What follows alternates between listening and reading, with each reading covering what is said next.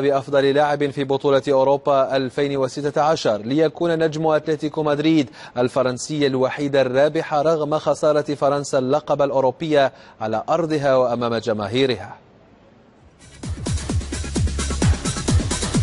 كم هي قاسية كرة القدم وكم هو كبير ألم الخسارة.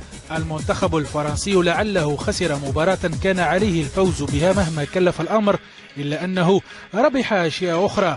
كتيبة الديوك عرفت نجما جديدا تمثل في المهاجم أنطوان غريزمان الذي اختير أفضل لاعب في يورو فرنسا. ورغم مرارة خسارة النهائي يحق للفرنسيين أن يطمئنوا على مستقبل منتخبهم بقيادة غريزمان الذي مثل المعادلة الصعبة في اليورو.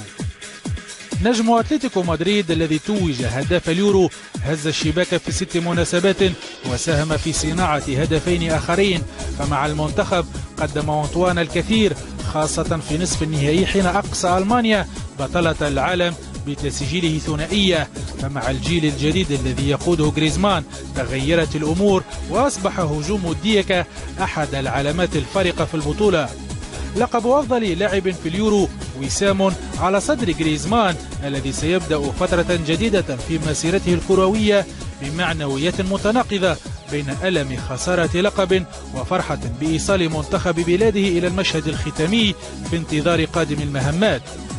غريزمان هداف اليورو بسط لنفسه السجاد الأحمر لتتويج اقترب منه كثيرا، لكن من المؤكد أنه خسر شيئا في حين أنه ربح أشياء أخرى، ويكفيه شرفا إنهاء اليورو بلقب أفضل لاعب وأفضل هداف.